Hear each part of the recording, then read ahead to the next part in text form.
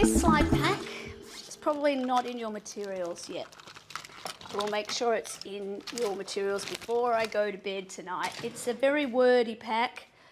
Oh, it is there, is it? Okay. I didn't think it would be. Might not be if you're listening from OUA, but it will be by the time I put up this recording, so I don't even need to say that. I'm just going to stand in the middle of the room here a little bit, partly so I can focus, but so that I can get to you guys if you're asking questions and we get them on the recording. So this pack, when I first did it, I did it for a group of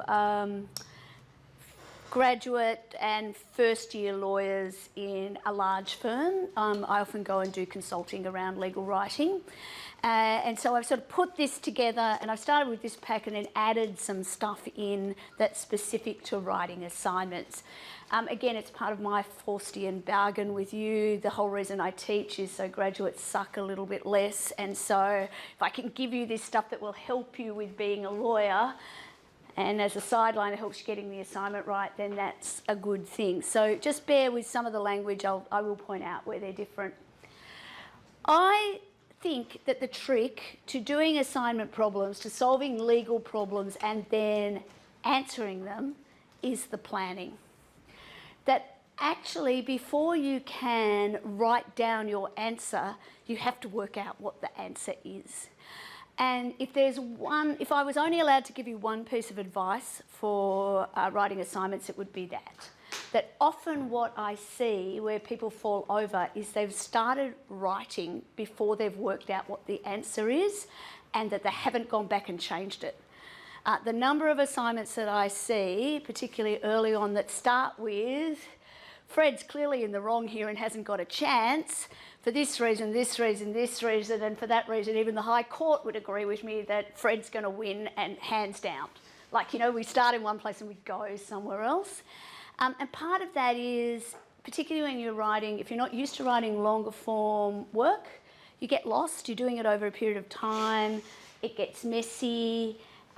It requires proofreading. So, yeah, so the planning really, really works. The other thing is there is a bit of a craft to writing a memo. Frankly, I think the memo is close to dead. These days, it is very rare.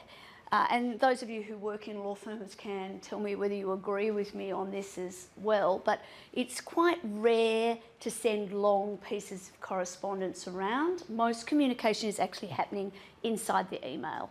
People are busy and they don't want to click more often than they don't. You know, and when I was a girl, people used to say to me, oh, I just want it in a page. Just give me a one-page piece of advice. I think the equivalent to that now is I don't want to swipe on my phone more than twice. Like, people are reading things in a different way, and there is sort of this undercurrent, this assumption with writing a memo. It's a very formal part of legal education. You need to learn how to do it. I think it's less and less relevant these days, but the art of writing it is good because you will understand the structure in a slightly different way. The structure of the memo is a really important part of sharing your thoughts as well. You need to think about your memo as not only providing the answer to the question, but as a vehicle for communicating that answer. Those of us who have children will know it doesn't actually matter what you say, it only matters what they hear. This is good advice for life. Communication is what the listener does. It doesn't matter what I say to you. What matters is what you hear and what you understand from that. So thinking about who your reader is and what it is that they need to know, and structuring from the beginning around communicating to that person is really important. So this particular task, you are going to write to your boss, who is a lawyer. Your boss is Dennis Denuto. Some of you will have watched The Castle. If you have never seen The Castle, it is officially okay to watch The Castle as homework. Okay, I decree this as being an important part of your life. Why do I pick Dennis Denuto, other than the fact that The Castle is one of my favourite movies ever? Because Dennis was my first boss. effectively. My first boss, I won't tell you his name because he's still alive, but he worked in a very big law firm. His father was a partner in that law firm beforehand when it was smaller. I started working in the 80s. There were a lot of big lunches. He was probably a functioning alcoholic, so his problem was with booze, not with photocopy machines. And he probably wasn't the smartest guy that you've ever met. He was a lovely man, and I really did enjoy working for him, and I learnt a lot. But one of the reasons I learnt a lot is because he probably was incompetent. And so I actually had to take a level of responsibility that I hope you never have to. I hope you, if I wish you nothing else, it's for competent supervisors. But I want you to kind of think about writing this memo on the basis that your supervisor is possibly incompetent. So you really need to get it right. Because if you have a competent supervisor, you can have a chat with them along the way and they'll set you on the right track. Or they will, when I like to think of myself as a competent supervisor, when a junior lawyer brings me a draft or a memo or a letter, the first thing I do is I'll go and look at the references. So one of the things Dennis and I always insist on is a full reference list. Why? Because if I look at the references, I know, did you look at the same things I would have looked at? Because if you look, because that's the other thing. One of the beautiful things about law school is when I ask you a question, I already know the answer. And if you get it 80% right, you'll get a high distinction. In the real world, when I ask you a question, I don't know the answer, because if I knew the answer, I'd just write it down myself, right? And if you get it 20% wrong, you'll lose your job and I'll have a bigger professional indemnity insurance policy. So what I'm going to do right at the beginning is I'm going to look and see, did you look in the same places I would have looked? And then you're more likely, if you look the same places as I did, to go off in the right direction. So think about it from that point of view. Plan to write on that basis. The structure in any kind of communication will depend on a whole lot of things, including what the question you were asked was, who your reader is, whether or not your instructions are limited in some way. You might have been asked to only look at the common law, or only look at the legislation, or only look at the laws of Victoria. You might have been told that you can only spend 3 hours on it, and after that, you're not allowed to do any more. That's quite a common instruction. It's not exactly a good one, but that's how it works. And also the amount of time you have. You guys have actually got, in law firm time, you've got an eternity to do this thing. It might feel like it's out of control, but for a small problem, you've got a lot of time to get it done. But the kind and the way that you structure something, if you've got half an hour, is different for if you've got half a day, is different for if you've got a full day or a full week. So, as I said before, this has drawn pretty heavily on some materials that I prepared for somebody else, and I need to declare the potential ownership of, well, non-ownership of RMIT in this. Okay, so when it comes to writing, no magic in getting started, right? That's what memorandums look like. Don't give me a letter. You've been asked to write a memo. Don't set it up as an email, even though that might be the better way to do it, because you've been asked to write a memo. Like, don't fight with me over that thing, even though I agree with you that maybe an email might be better. This is kind of the standard stuff. You can make it pretty if you want to. I don't care.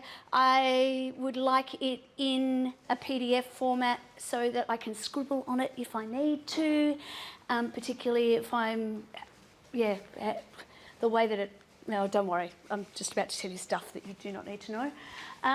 But make it think about things like font and readability. Like, often people will tell you double space everything.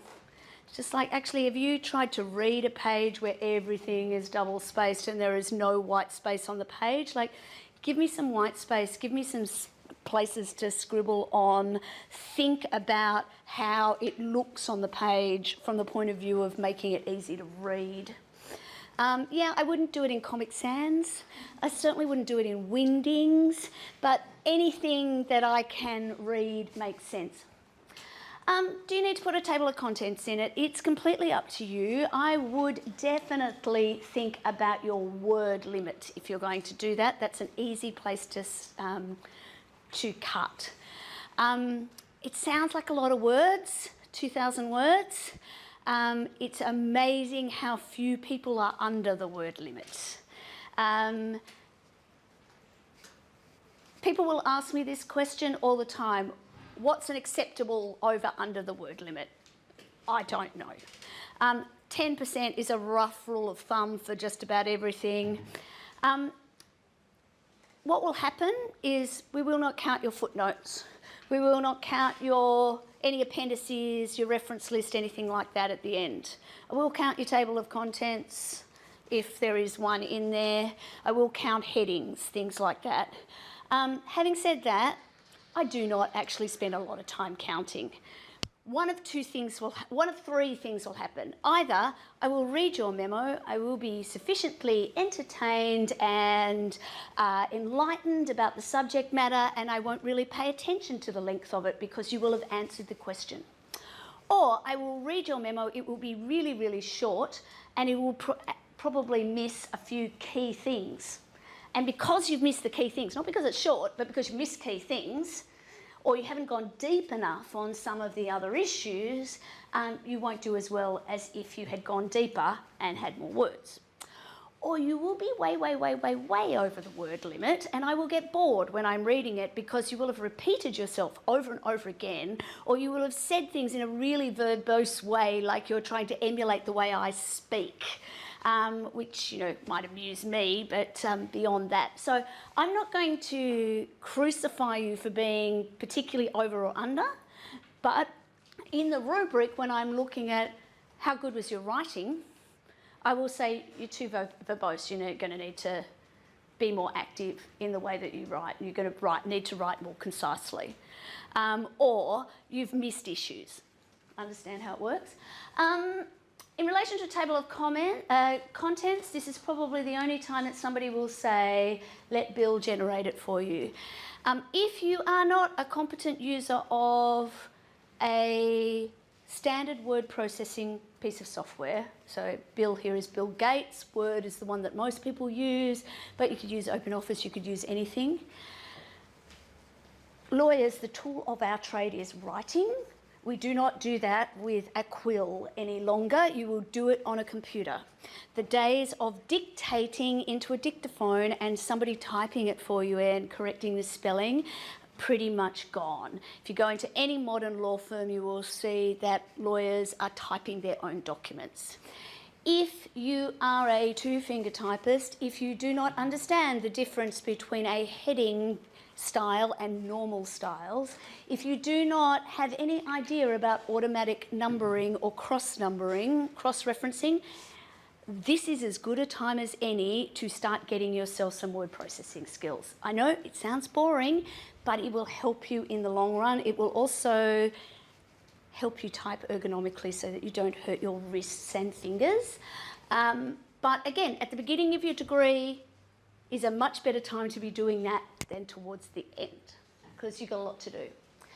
Okay, so I'm going to work through talking about what a memo might look like in the order that I might see it on the page. But on the whole, I would strongly recommend that you write your introduction at the end, that you write your introduction last. Now, the thing is, some of you are going to have to write an introduction just to get started, because that's the way that we work. We say hello before we say goodbye. But do that because you need to get started, but be prepared to come back and rewrite your introduction. So think about a piece of writing as having a structure, and the introduction and the conclusion need to mirror each other. They need to, in the introduction, I need to know what you're going to say. And the reality is you can't write that clearly until you know what you've said. So the other thing about an introduction is often, now I would like to point out, I will read every word. But when I'm your boss, I might not. I would be under pressure and I trust you, and I would also be talking to you. So when I say to you, can you pull together some advice on this question, I might only read the introduction or an executive summary and see if that makes sense or not. Then I will call you into the room with the client so you can answer the hairy questions. Anna's nodding. You've been there, haven't you? Yes, I can see. So what does your introduction need to do? One of the things it needs to do is provide the context. You need to let me know what question it is you're answering. You need to restate it effectively. Now, I'm feeling actually very proud of myself. I have managed to give feedback on all of the discussion problems that have been submitted so far. It did take me a long time to do last week's, but all of this morning's are done. And a comment that I've made sorry, they were last night for you, was this morning when I had to mark them. A comment that I've made a couple of times on both rounds was, be really clear on what the question is that you're answering. So in the question, the Buffy and Spike and Angel question, ultimately the question came down to, has Buffy got herself into trouble here by being a party to 2 contracts, which would necessarily mean she's going to have to breach at least one of them? Very few people actually pulled the question together in that way. They separated out and said, okay, this is what her position is with Angel, this is what her position is with Spike. And pretty much most people found, yeah, she's got a contract with Angel, she doesn't have a contract with Spike, but very few people then pulled it together and actually answered the real question, so to speak. So think about that. What's the real question that's being asked here?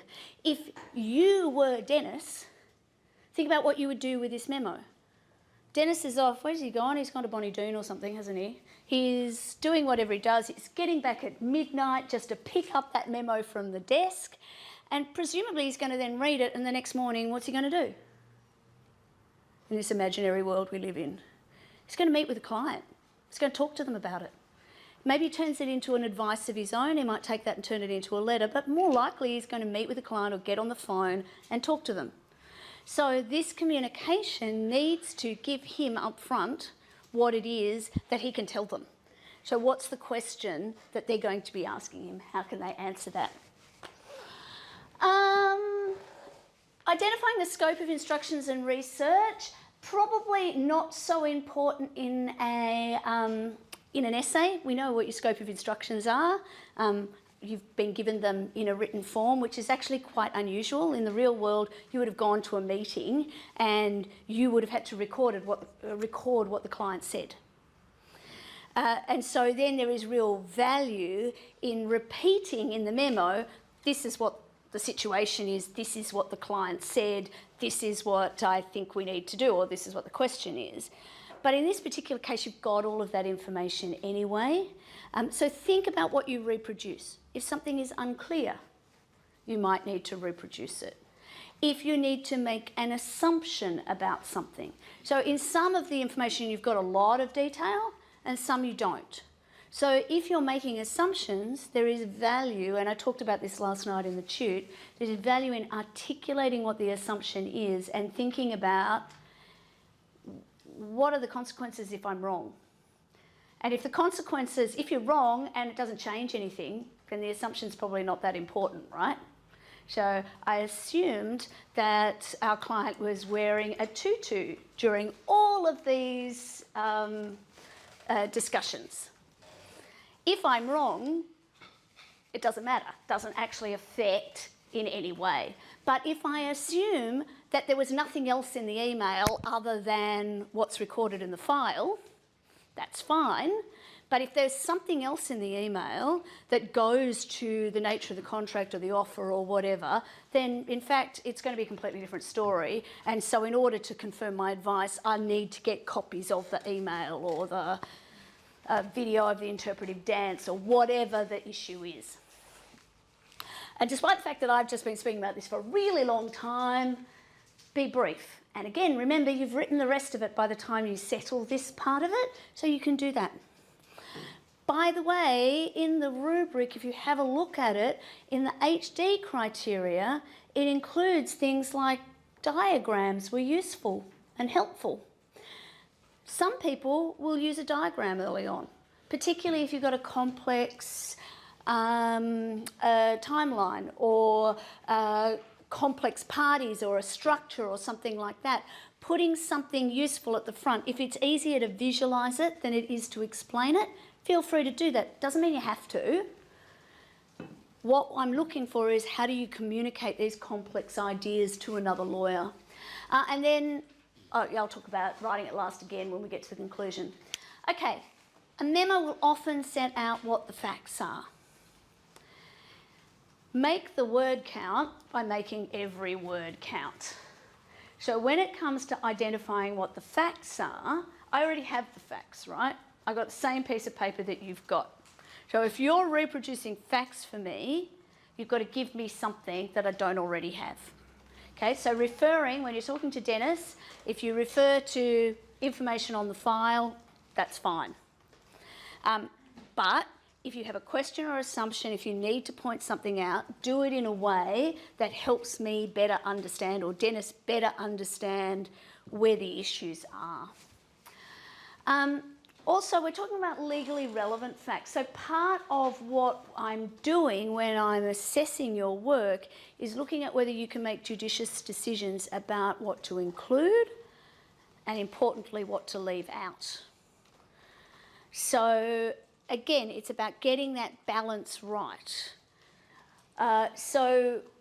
Is something relevant or not? I regularly find that clients don't know what's relevant as a matter of law, and will spend a whole lot of time telling you about all sorts of details that really don't impact the end advice. So you need to think about that. Particularly, and this is probably one more for real life than here, you do not need to identify your source beyond the file. I do not need to be cited as the author of these ridiculous facts.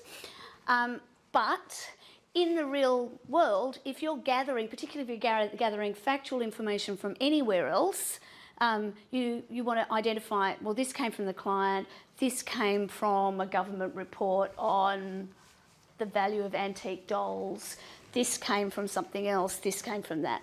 And again, a comment I made last night, often our colleagues from science are better at this than the ones from the humanities, but think about it as, if you're going to refer to a fact, then you need to have some support, a citation, as evidence that that fact is true.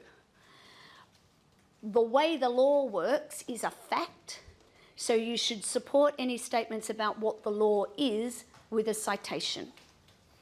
Ideally, primary sources are better than secondary sources. So if you can, if you say that the law is red, then you refer to the Red Act, bracket Vic, close bracket, 2019, Victoria, or to red and blue with a citation attached. But if you can't, if you just can't find anything, you could refer to the textbooks. Please don't cite the slides. Please don't cite stuff that you've heard me say. Find something.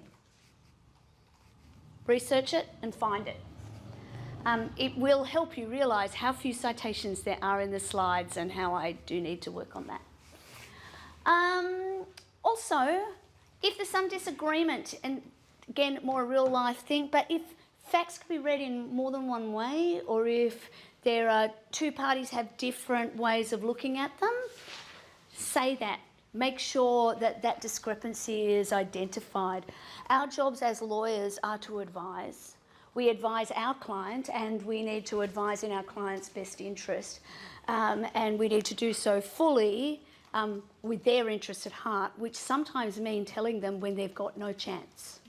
Okay, so we don't just look for a spurious argument and ignore everything else on the basis that, well, but this is the argument that will help our client win. It's not year 10 debating. So we go in with the broader context and advise in relation to everything. Sometimes, think about the structure too. Sometimes you might find that you throw your summary or a timeline in as an appendix, or you put it in a different order depending on how you find the best way to communicate is. So in our case, you're going to assume that the reader has provided you with the facts and you can incorporate them by reference. So you just can say, thanks for the file, Dennis. The facts are as set out in that. Then, by the way, don't get them wrong. Just use the facts that are there. Don't reorganise things. I've mentioned assumptions, so I won't spend a lot of time here. When do we use an assumption? Why do we use assumptions? Assumptions are just shortcuts, really. We're going to assume that all of the facts we've been given are true, that people haven't made them up. But if it turns out that... Who's our client this time? Are we acting for the... We're acting for Sheldon. Yeah, well, turns out Sheldon's telling porky pies. Because I don't know about you, but my clients don't always tell me the truth. I have not been lucky enough to have led my whole career with only clients who are completely honest, or they don't always tell me all the relevant things. But also we can... The client's Stuart Bloom, not Sheldon. Oh, is it? Yeah. I couldn't remember. Okay, everybody in the same place. Thank you. It is definitely. Please, let's not upset. And I know it's terrible that I don't remember. I had a lovely time writing that one. Just sat down, wrote it, just came out of me. Don't even know why the Big Bang Theory was in my head. But I can't even remember who we were acting for. So we're acting for the shopkeeper, not the customer. Yeah. Okay, cool. Other kinds of assumptions, you might need to make assumptions if you're not told where this happens. By the way, you can assume, if I didn't put it in there, that the law of Victoria, Australia applies. I'm pretty sure that the shop's just around the corner, isn't it? So, but sometimes there are other things that we need to assume. So again, if you're worried about that, talk to me about it, okay? Talk to me about it as we go. And there is a discussion board for sharing information. If you ask me a good question and I think other people will benefit from it, I will share an anonymised version of your question with the broader group anyway. All right, now this is where it gets a little bit tricky. So we're using Iraq, right? So we're going to identify what the issues are, we're going to identify the rules, we're going to apply the rules, and we're going to reach a conclusion. In these little tasks that you're doing in the discussion board, those of you who are doing them, that's a pretty good order to do that, right? And it's a great way to do it in an exam. Makes it very easy for me to find what I'm looking for. It's quick and easy. But it's not always the best way to communicate what's important. You might find that you have a number of different streams. So just because we're going to talk about them in that order doesn't mean that you necessarily do it in that order. You've got to work out the best way to communicate what's important. Now, the thing is with issues, there tends to be two parts to them. There's the issues that come immediately out of the facts. And then there are issues that arise because of the way the law works. So I'm going to use the invitation to treat as an example. Before, like 4 weeks ago, if you had been faced with a problem that related to a shop, somebody going into a shop and wanting to buy something and there was a price tag attached to it, and you were asked the question, what's the offer, what's the acceptance? You would have immediately gone at a guess, unless you're much smarter or weirder than I am, to this, putting the price tag on it, something in a shop is an offer. We now know that that's very rarely the case. It's not impossible, but it's very rarely the case because of the way the law works. So asking the question, is it display of goods or is it discussion about goods or is it an advertisement or whatever, is that an offer or not, is an issue that comes up because of the way the law works. So sometimes we can't just go issue, law, apply, because the law is what creates the issue. So think about the way to communicate that the best way. Again, this is where I think planning is a good thing. For those of you who weren't at the tute last night, in a very messy way online, I tried to show how I break that stuff out by effectively mind mapping it using post-it notes. I find if you, and actually I'll have a slide on that in a minute, so we'll get there. Yeah, so think about breaking things up into issues and getting them organised. Kirsten or Kristen? Kristen. I wasn't at the tute last night, but so there's things that I consider non-issues, which means I don't address them because I don't think they're important. But we're supposed to address things that are potential issues but get ruled out for a particular reason. Do you get what I'm saying? No, I think I do get what you're saying. I think this is a good question. I'm going to repeat it just in case it didn't get recorded. So as you're working out what all of your issues are, we could think about, everybody's heard of the iceberg metaphor. You know, the iceberg sits, most of it's underwater, and the bit that we see on the top, we can only see it on the basis that everything that's sitting underwater is there. To a certain extent, writing a memo is a bit like that. You have to go through the issues and work out which ones are or are not important in order to make sure the top sits. Now, there are some where it depends on time, etc., and here you've got a lot of words to deal with it. So let me give you a good example. One of the issues that was in the Zita and Susanna problem, or potential issues, was whether or not a promise, well, a statement, you need to let me, oh, sorry, I flicked onto the next page and you can see what's going on there with my thinking about post-it notes. I think, which way around? Susanna was the pet shop owner and she said, I need to know within 24 hours. And so a question could arise, particularly if you're talking to another lawyer, was there an implied promise that she would keep the offer open for 24 hours? And if so, would that be a binding promise? So it's an issue and then another issue. Now, in the end, there was no consideration for that promise, so there really wasn't an option. And so you would circle around and you would do that. It's probably 2 sentences to another lawyer. I've considered whether or not there's an undertaking to keep the offer open for 24 hours, but in order for that to be enforceable, all of the elements of a contract would need to be available, and there's no consideration in this case. Goldsborough, Morton, Quinn, off you go, and it's done. It's like in 30 words. And so that's a really good example of something where you rule it out, okay. 1 sentence, but again, words are like money. Spend them wisely. Big issues, lots of words. Little issues, or issues that get ruled out, teeny weeny little words. So, but yeah, so, and part of it is, as a student, you do have to show off a little bit. So there is, and that's, in the real world, probably wouldn't bother, because why waste anybody's time, just make it, and because no boss ever says, and I want 2,000 words. It's like, what they do is they give you time. I want it in an hour. I want it in 2 hours. And that's your measure. That's your quantitative measure. But because we're in academia and we're weird, we say we want 2,000 words. So it's worth 20%, so 2,000 words. It's completely arbitrary. So this is my little diagram of kind of an approach to just try and sort that out. Basically, I find colour coding is helpful. Single words on the post-it notes that help me work it out, get them into the order that they probably happened, work out what the issues are that attach to them and the law that attaches to them, and go from there.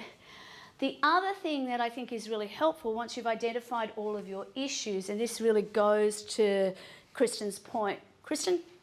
No, not Kirsten. Kristen's point is actually, as you work out what the issues are, if you can line them up from sort of the least interesting and nuanced to the most complex, and then put them on another axis by relevance to the problem, it's just about to flip back again, what you will end up doing is getting a kind of grid that'll show you this is where I should be spending the most of my time. Okay, these are the really basic and easy issues. They're not particularly relevant, they're not particularly important, or even if they are, but these are the no-brainer issues. It's the ones that are right up here, the big issues. Oh, I can't get my timing right. They're the ones where you want to be spending your time, because the whole thing turns on that issue.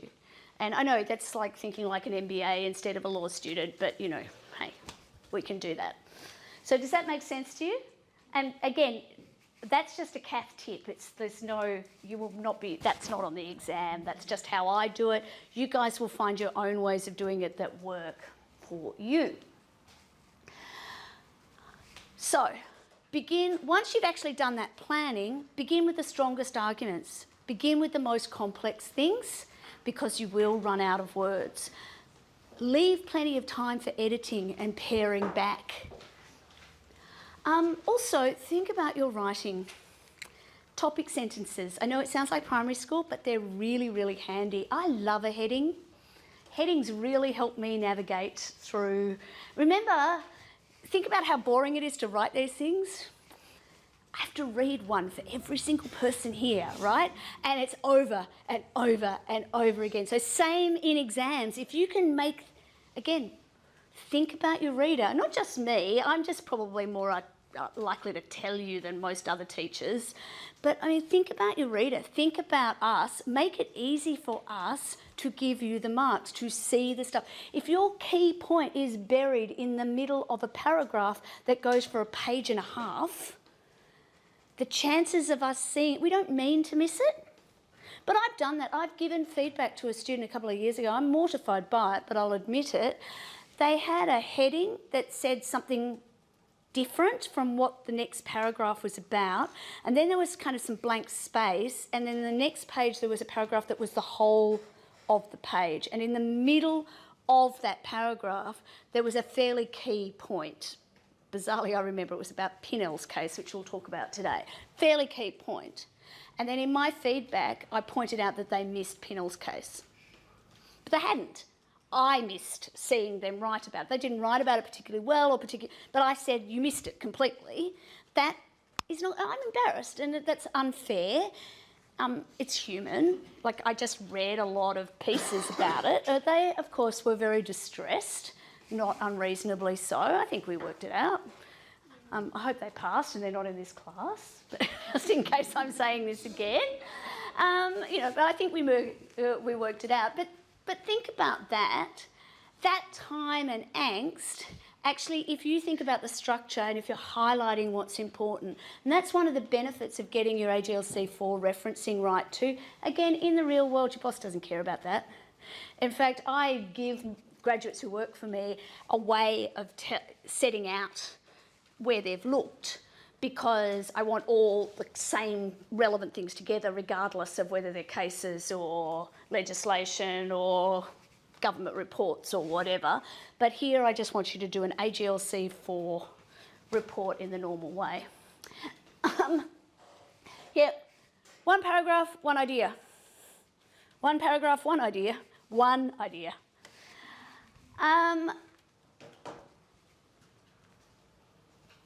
Make sure that the paragraphs are self-contained. Make sure that if I pick out that one paragraph, it makes sense. One of the things that I often advise people to do is read each paragraph when you finish separately and ask yourself the question, does this paragraph advance my reader's understanding of the answer to this question? Or is it just a little summary of how the law works in this area? Now, if it's the second, and a lot of them will be, that's great. Copy and paste that into a database or, an Excel spreadsheet or Evernote or something, and say, have it there to print out when you go into your exams, because a nice, concise paragraph about offer or acceptance or consideration or whatever it is will be helpful to you then. And then edit it to link it to this problem, to answering the question. Okay, so what are you going to research while you're doing this? You're going to use your textbook and casebook, you're going to use your online databases. What else do you think you're going to use? Anything? Google? Anybody going to use Google? Yeah. Good man. Everybody uses Google. It's like, no, actually I won't say what it's like. It's no problem at all with starting with Google. There is a big problem with finish with Google. Okay, it's like everybody uses it. There are legal wikis, all the rest of it. Start there. Don't pretend that you're not. That's if, well, you might start with some other search engine, but, start with a search engine for sure. Try and make sure you've got a plain English understanding of what the issue is, but also just pay attention to what the risks are. Okay, if you find stuff about contract law on Google, make sure that it's Australian stuff, ideally Victorian stuff. If you read a summary of a case and it looks like it's going to be helpful, go and look at the real case and make sure that it's not just somebody else who was doing first year, in the first month of first year contract law, probably the undergraduate version who put it on their blog, because you want to make sure that what they're saying is accurate. Going back here, use the engines that are available to you. There's a lot of stuff in our library. Sure, our own casebook and textbook are great. I find them really easy to read, but there are a number of other casebooks and textbooks around as well, and most of them are available in online or soft copy through the library. So particularly if you're really comfortable with what the textbook's saying and you really understand it and you can see the point, that's probably where you can stop. But if you're not getting it and you're not seeing it, try some of the others. Stephen Graw's books are quite good, really good. The Halsbury's Laws of Australia has a chapter on contracts but pretty much mirrors the course itself and has little summaries with each of the cases. That's absolutely worth having a look at. So there's Halsbury's Laws of Australia and the other one, which I think is just called Laws of Australia, which is not the Halsbury one, but again, similar, just a different database. I'm a big fan of jade.io.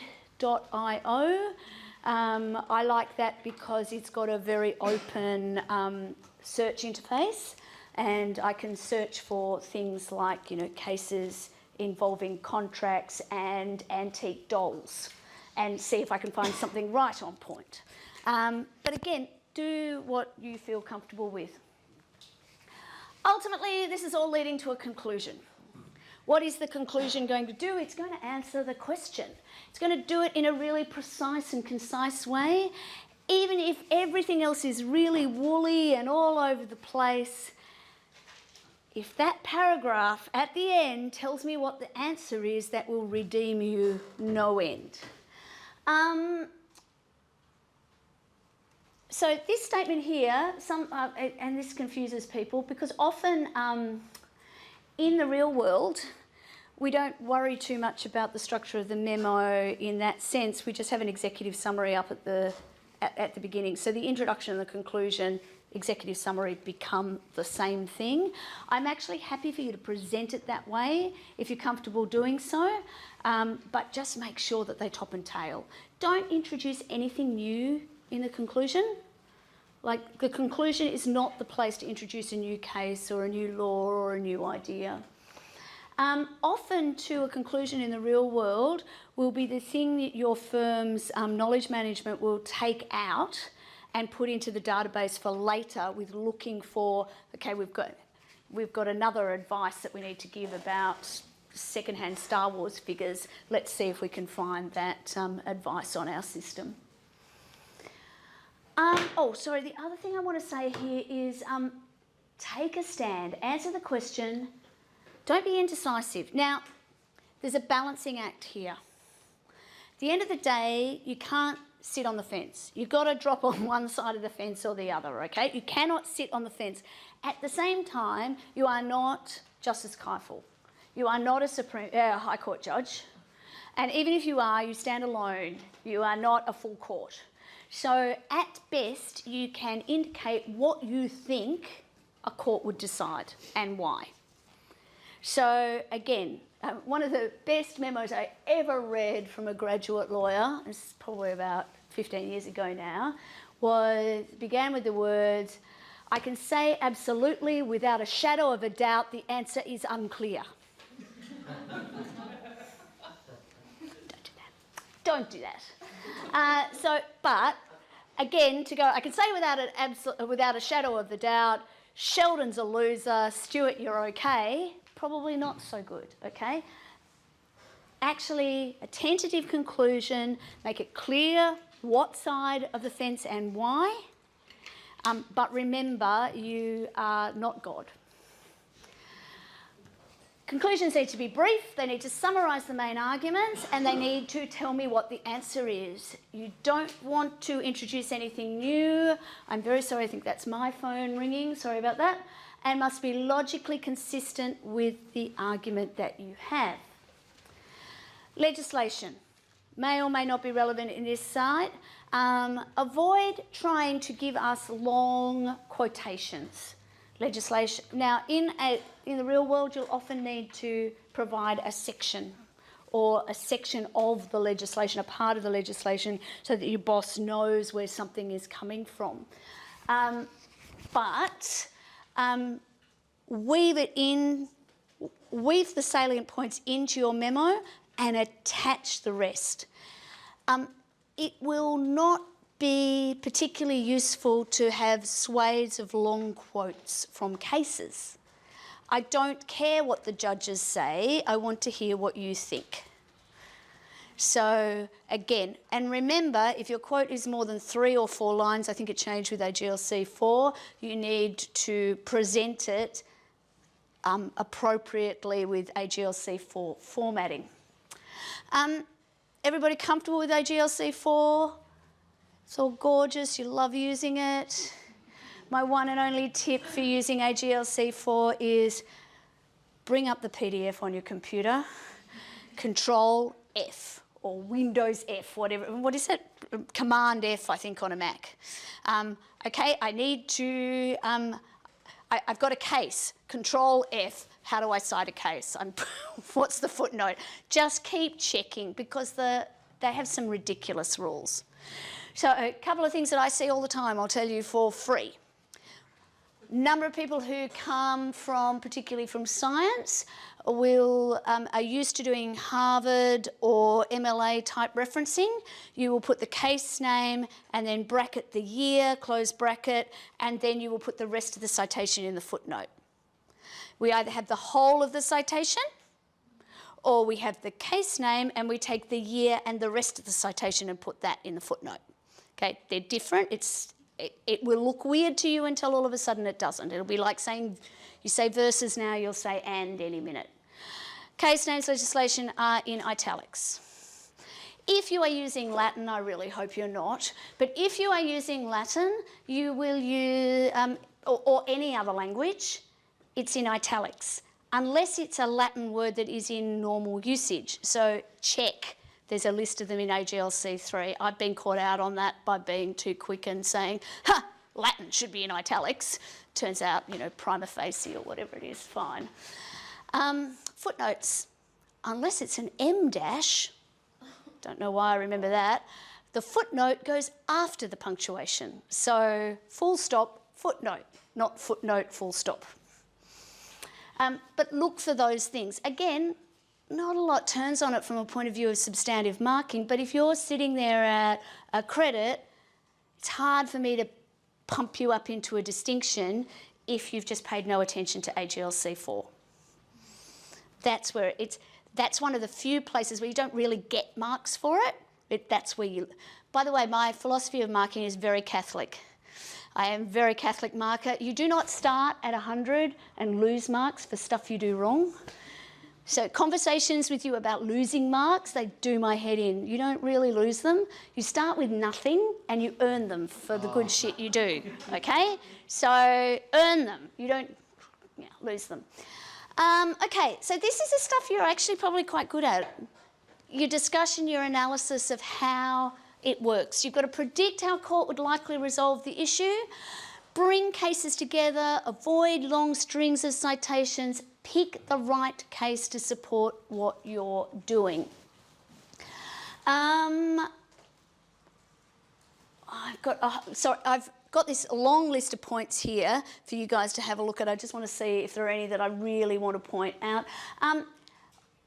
Avoid being misleading. Like, the law should be like this, or, to be better for our client, this, or, just trying to find the one point of view that means your client is the winner. Avoid that at all costs. And also, if you're not sure, say so. Say, you actually get rewarded for sharing what the opposing argument might be, particularly if you can explain why you think it's a weaker argument. But by demonstrating you can see both sides, you're demonstrating clarity of thought. I want to see how you reason. I want you to analyse the issues separately, and I am a big fan of signposting. So if I'm reading something and you're talking about black, black, blue, black, black, and I'm thinking, well, what about purple? If it's clear that purple fits neatly in that area, then signpost, say, I'll address purple under the heading purple below. Or, yeah, I need a better analogy. Also, make sure your headings, I'm a big fan of headings, they really help us navigate the document, but make sure they reflect what's inside. When the heading, and this is the story I told you earlier, that's what caught me out, is the heading was about one thing and the text was about something else. And often when I go through, I'll go through and read it all the first time, and then I'm going and doing the comments and I'll think, oh, didn't address blah. Or did they? And then I'll use the headings to go back my second time. And so that's, I think, why I missed it. In the real world, if you've got some logistical issues that mean that you haven't looked at everything, you need to, as a professional indemnity thing, you need to tell people. Say, okay, I only had 15 minutes to look at this and I'm relying entirely on my memory and I haven't done any recent research. That's not going to help you in this assignment, by the way, just so you know. You can go for it if you want to.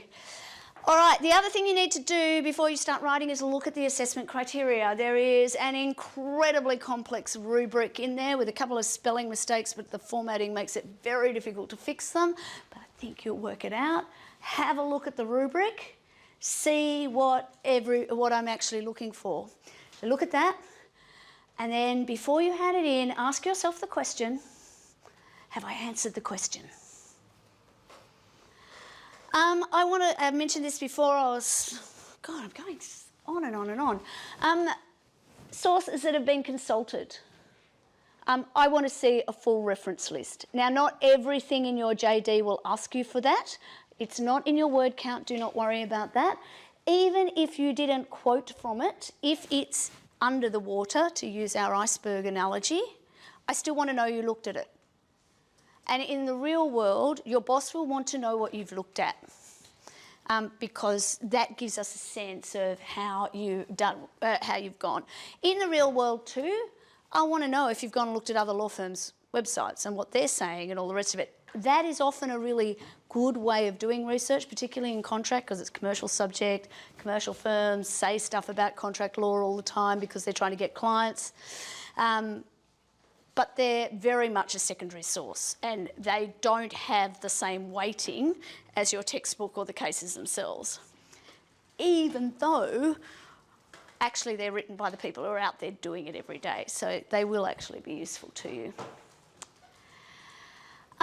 There are some key changes from AGLC 3 to 4.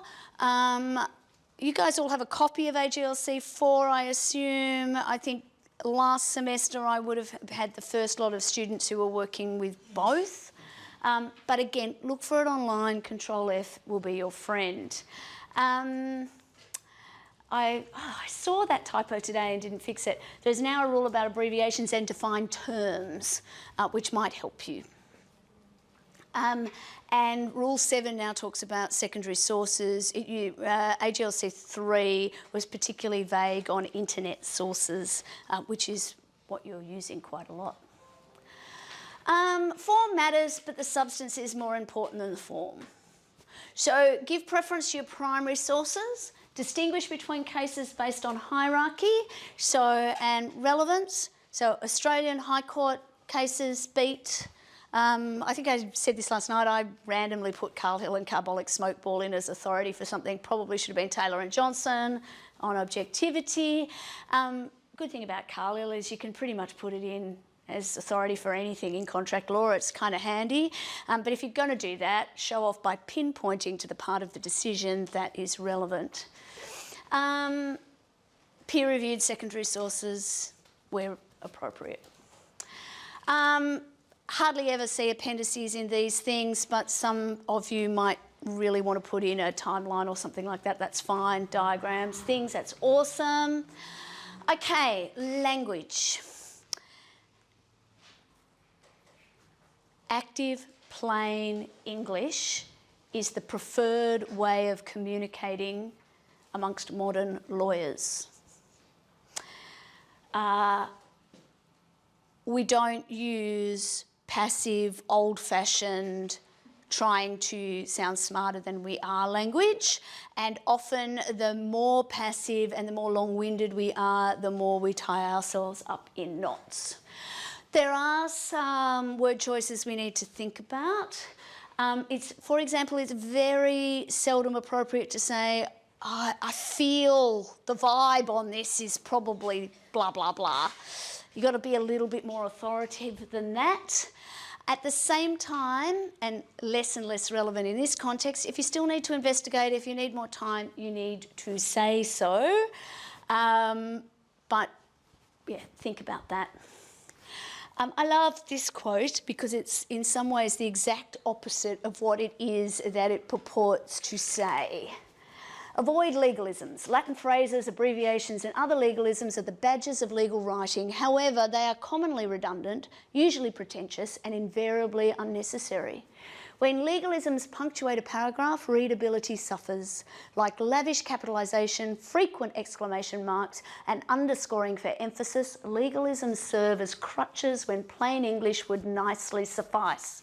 The addition of supra, arguendo or inter alia rarely amplify a thought. My short version of that is my favourite Latin phrase is re ipsa loquitur.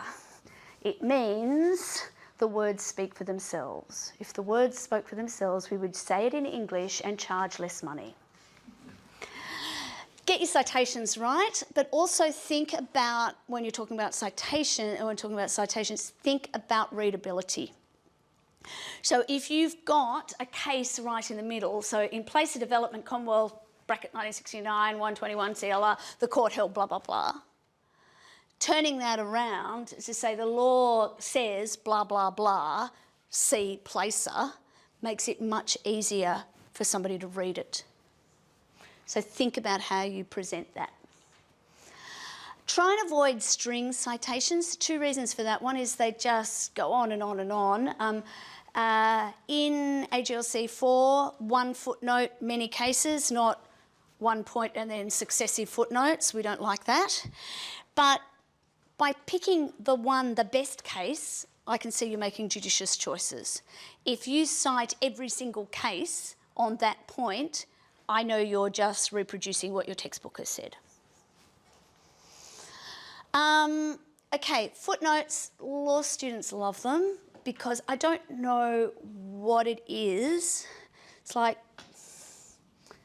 teenage boys and erections, I think. When you write some letters down, you don't want to throw them away ever. Like they have to be used. So you write stuff, and I've just realised what an inappropriate analogy that was. Okay, now I'm going to blush, and anyway. But the thing is, just because you write something doesn't mean I have to read it, okay, effectively. So, but you can put them into a little kit for your own study purposes, but I know some of you can't let them go. So you will often want to put some side, less relevant things into your footnotes. When the footnotes take over, you have to let it go, okay? You just have to let it go. I will be kind to you, but others won't.